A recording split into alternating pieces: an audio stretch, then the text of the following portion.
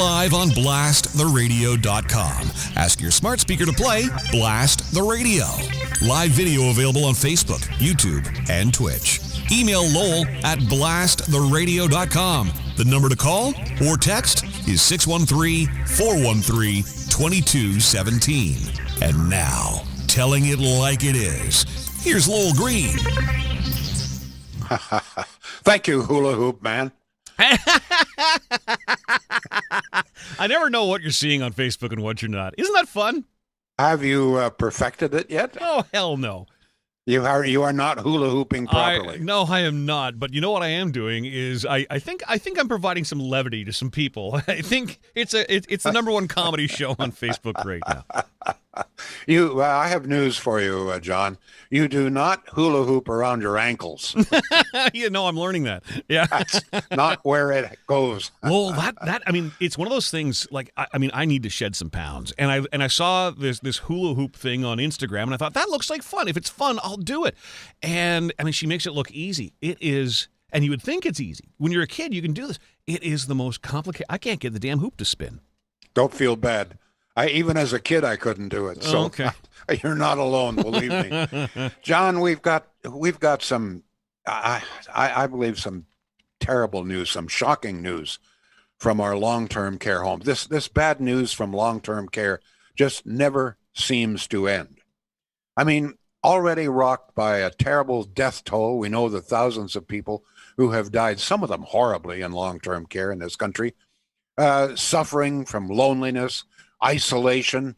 Now we find out that after receiving both vaccine shots, many residents of long-term care, at least here in Ottawa, are still being isolated in their rooms. Why? Believe it or not, because many workers in those homes refuse to be vaccinated. And as a consequence, we've got a lot of COVID outbreaks in these homes and more lockdowns as a consequence. This is with the workers. The patients, the residents, they're vaccinated, they're fine. But because they have lockdown, you know, the workers continually are getting sick, it's spreading within the building, then the building is locked down. And so many of these people, the residents, they had been promised, they had looked forward dearly to a time when after getting vaccinated, they would have some freedom. They'd be able to have friends come in and visit, relatives, et cetera, et cetera. Instead of that, once again, they're there with their noses pressed against the glass, waving at friends and relatives out in the parking lot because the workers refuse to get vaccinated. I mean, I don't know about you, but I say, for God's sake, look, we have tortured our seniors enough, okay? We've killed them off by the thousands. We've kept them locked in tiny rooms, sometimes without proper food or water, sometimes made them sleep in their own feces. And then we promised this will all change. There will be brighter days ahead when you get vaccinated, only to find out that they are still stuck in their rooms because their workers refuse to get vaccinated. And so COVID continues to return to the long-term care. This story, by the way, is headline story in CBC today. And it points out that the Madonna Care Home in Orleans is a prime example. Believe this or not. According to the CBC, only 51% of the workers at the Madonna Care Home have been vaccinated. So residents there are essentially still stuck in their little rooms, unable to see friends or relatives because so many workers continue to spread the virus. Betty Yakamoko, head of the family council at Madonna Care, says, something has got to change here. This is not right, she says.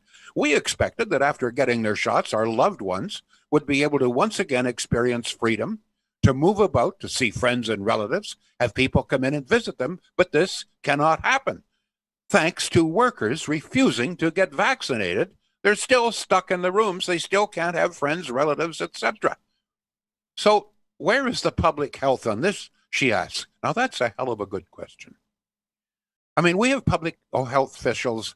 I'm not saying they're not doing a good job, but it seems to me that rather than running around, shutting down restaurants, I mean, the the COVID is not a problem in our restaurants. They're behaving themselves extremely well.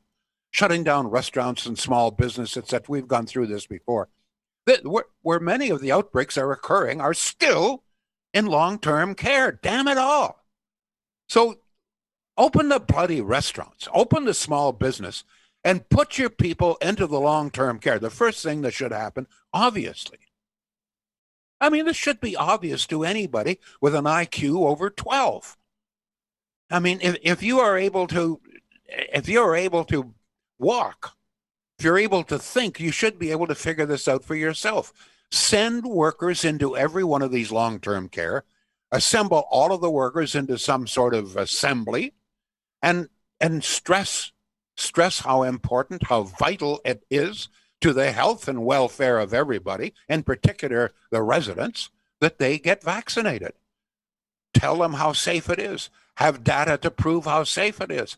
Have data which shows the number of the hundreds of millions of people that have been vaccinated with no ill effects. Do an education program. It's probably not going to convince them all, but I would imagine that in many cases, a simple education program of maybe an hour with maybe some PowerPoint or something of that nature with some data might convince many of these workers to get vaccinated. Has that happened? No. Why? I mean, if this is where many of the COVID viruses are breaking out, if this is still a major problem, why the hell aren't our healthcare workers going in where the goddamn major problem is? I'm sorry to get so upset here, but our seniors have really suffered in this. I mean, we know what has been happening in long-term care. You've seen pictures of 90 years old, 95 years old, lined up in the cold and the snow. You know why do we have to continue to torture these people? They were led to believe, and so were the loved ones of these people, that when they got vaccinated, it would be a new world. It's not happening because people, in some cases, almost the majority of the workers, refuse to get a vaccination. John, we have some texts coming in. Rolling in already. We'd love your calls, too, by the way. And if you're too shy to call, that's okay. You can text the number, 613-413-2217. First text in says, Lowell, these workers should be given an ultimatum. No vaccine, no job. Couldn't agree with you more. But I think, and I repeat, I think the first thing that should happen is a very well-done education program. I think many of these people are misinformed. They aren't aware of the importance. They really aren't thinking about the consequences here. I think that at the very least, it seems to me this is what healthcare workers should be doing. Stop monitoring in the restaurants. And I mean, that's not where the problem is. And this has been like this, John, since day one. We knew from day one almost where the problem was in long-term care. This is where people were dying. This is where people were suffering. There were some horrible stories. We knew it, but we still didn't do anything. And damn it, we're still not doing anything.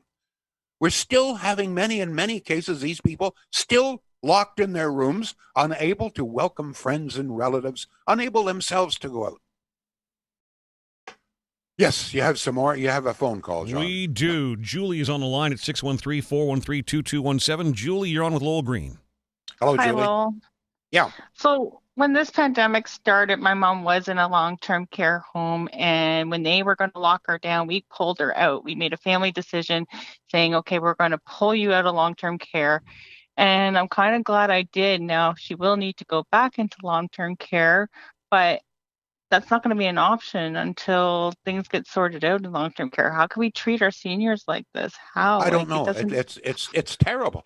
By the way, the CBC did a survey that indicates that fully 49% of all long-term care workers have not been vaccinated. Only 61%, this is on average, okay, all throughout all long-term care, private and public in this city, only 61% of the workers have been vaccinated.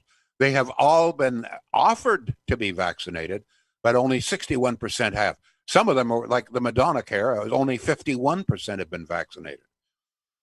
It's unconscionable. Do you agree with me that at the very least, we should have our healthcare workers going in with an education program for these workers? Absolutely.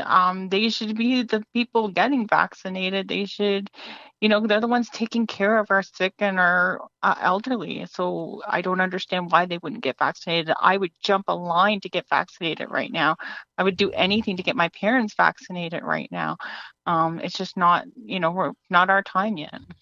Thank you for the call, Julie. I really Thank appreciate the you. call. And John, just tell people that they can keep sending in messages as well. Yep, we're on gonna, Facebook. We're on the email is Lowell at blasttheradio.com. You can text as well 613-413-2217 and on twitch.tv/blasttheradio. Sorry, I just Lowell. want to tell everybody that I'm going to forward all of your messages to health authorities here in Ottawa. This is unacceptable. You should be your people, and if you have to hire extra people, that's fine.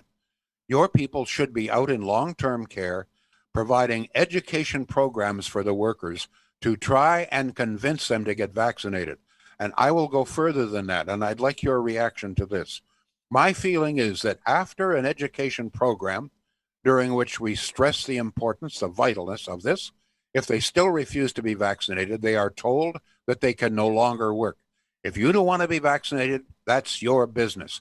But you cannot work in a long-term care with vulnerable people if you're not vaccinated. I mean, I know some people object to this, but I want to remind you that we will not allow our children, except with very rare exceptions, into our schools if they have not been vaccinated. If we can tell our children you can't go to school without a vaccination, surely to God we can tell our workers that you can't go in and treat our parents and grandparents in a long-term care unless you've been vaccinated. That's my feeling. Education first. If that doesn't work, lower the hammer. Yes, John. Some of the comments we've got so far. Jody says, aren't the residents protected when they are vaccinated? Yeah, the problem, but you have to do a little bit of thinking here. If there are people are sick and that means that visitors can't come in. So even though you may be protected, there is a virus in the building. So the building must be locked down. That's the problem. It's all very well to say, oh, well, you're protected. Yeah, but people can't come in. You can't have friends. You can't have visitors. And in all probability, you can't leave anyway. But ordinarily, you would have friends and visitors, et cetera, have some freedom. But if there is virus, and almost every one apparently, there's still virus there because of the workers. The residents, the patients, are not they've got vaccinated, so they're fine. But the building has the virus in it with these workers, so nobody else can come in. They're locked down. Yes, go ahead, John. Mike says that's the type of job that should be mandatory shot. If you want to work there, just like the flu shot. Yep. David says exactly, Lowell. No vaccine, no job won't work as you can't get enough people now, let alone ultimatum. Education program would work better. That's according to David. Nina says, this makes no sense. Are the workers not fully equipped with PPEs? And if so, does this not prevent spreading germs? If not, then what's the purpose of PPEs? Well, I don't think that the long-term care workers are fully decked out with the protective equipment.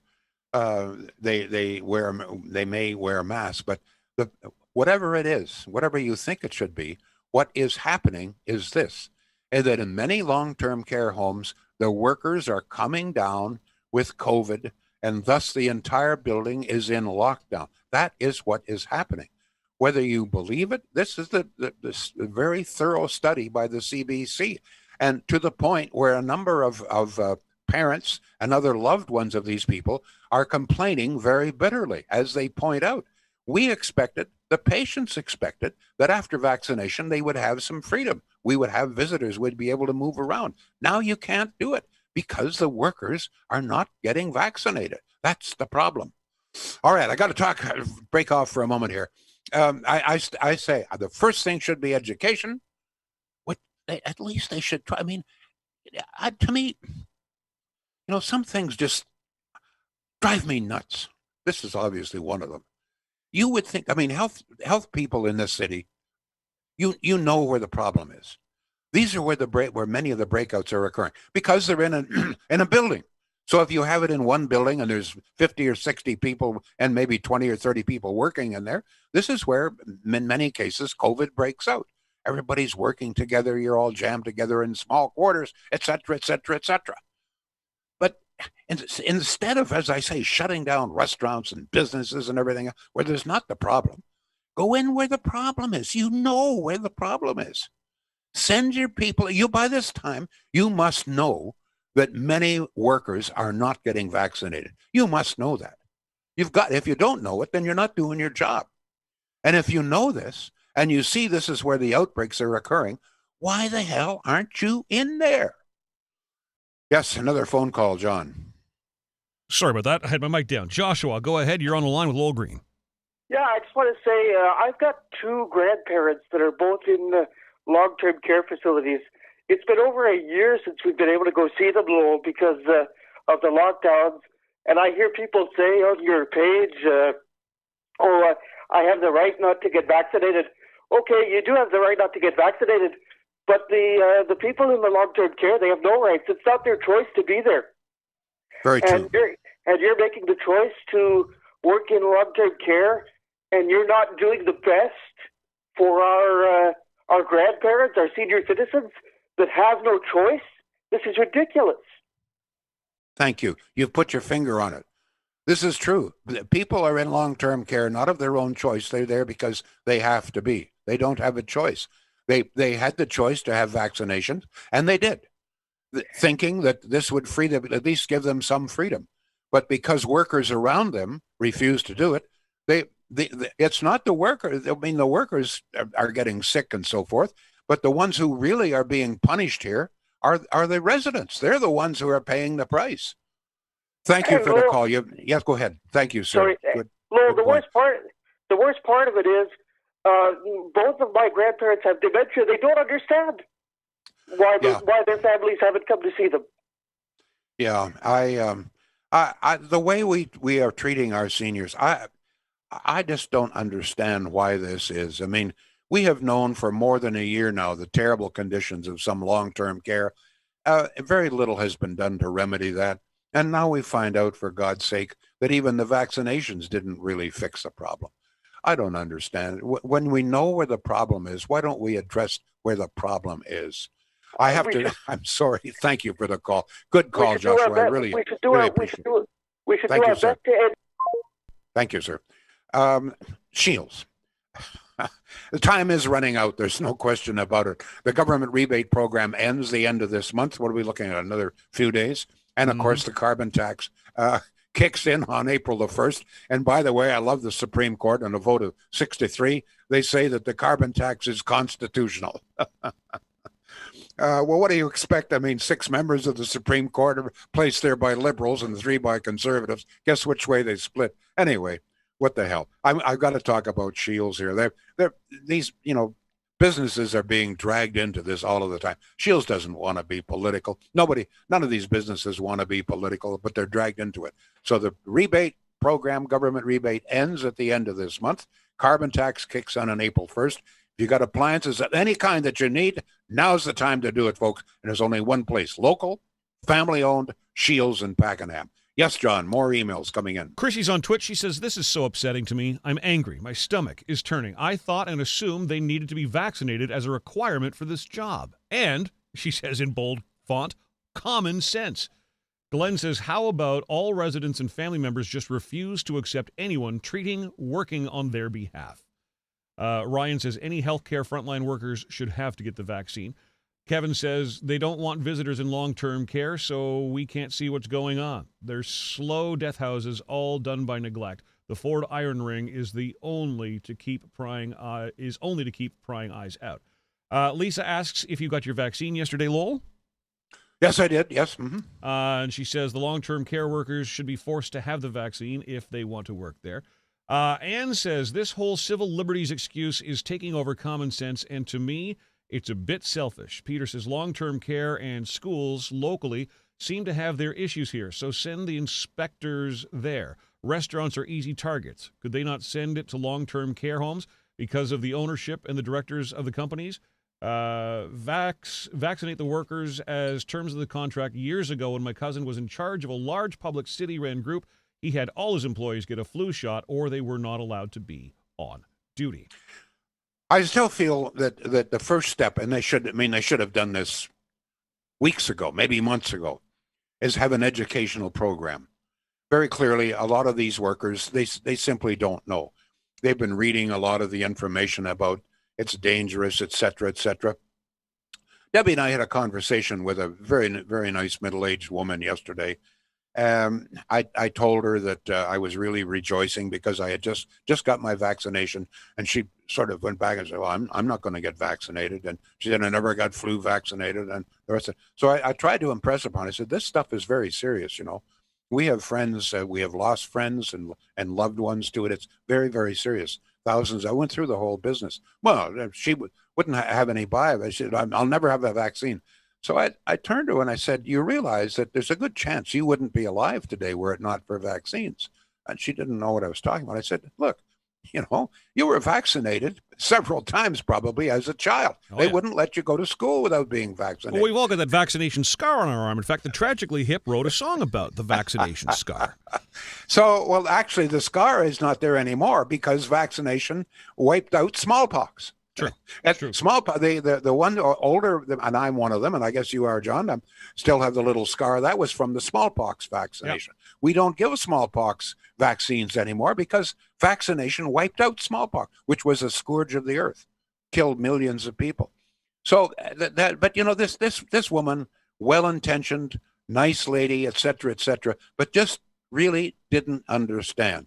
And by the way, I'm really wondering whether people should be allowed to serve in restaurants if they haven't been vaccinated. That's another question. But let's deal with long-term care right now. Yes, John.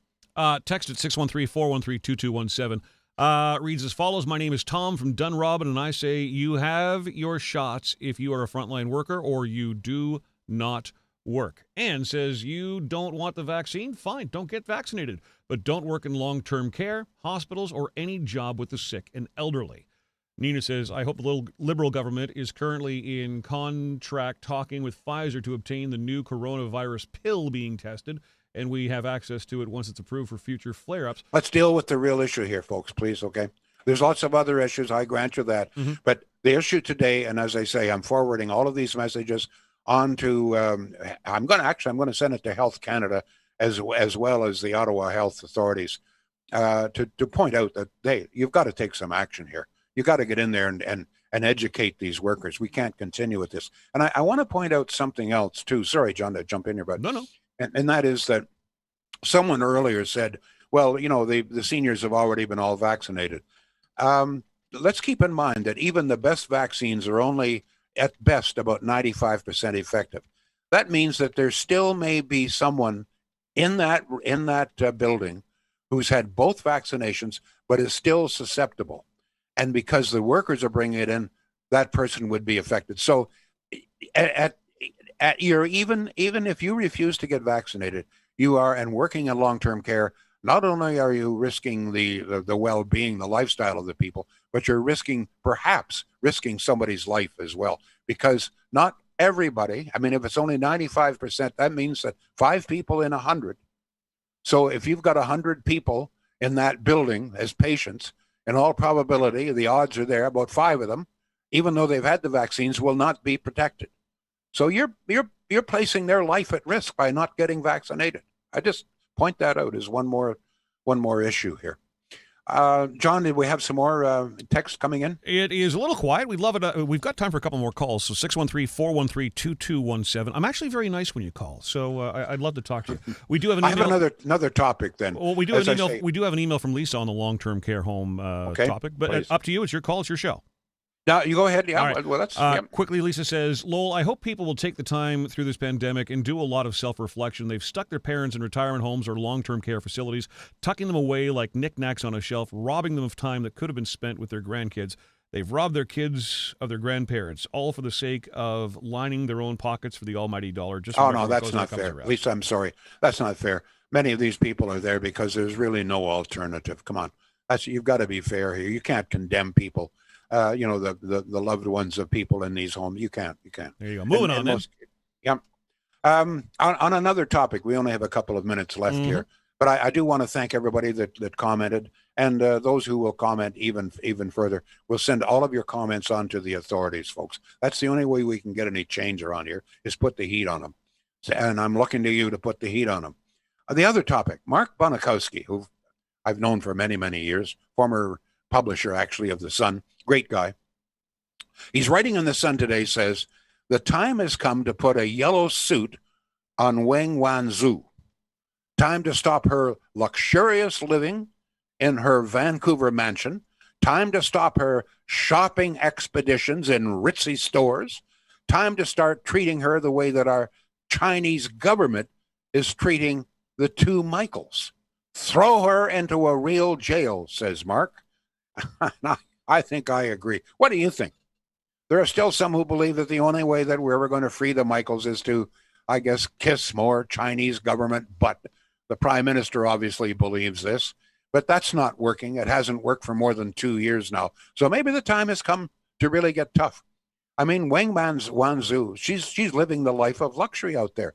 I'm not sure if we paid, but we certainly facilitated her husband and children flying over from China to spend Christmas with her. She's still there. She's living in one of her 2 mansions in Vancouver, goes out on these ritzy shopping expeditions.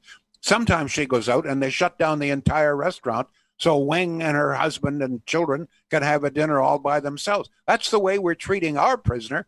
And then contrast that with the way the Chinese are treating their prisoners, the 2 Michaels. So I don't know if you've got any thoughts on this. Let me know, folks. Is it time to send Ms. Wang, or whatever the hell it is, into a real jail? And Mark Bonakowski says maybe even a drunk tank for a while.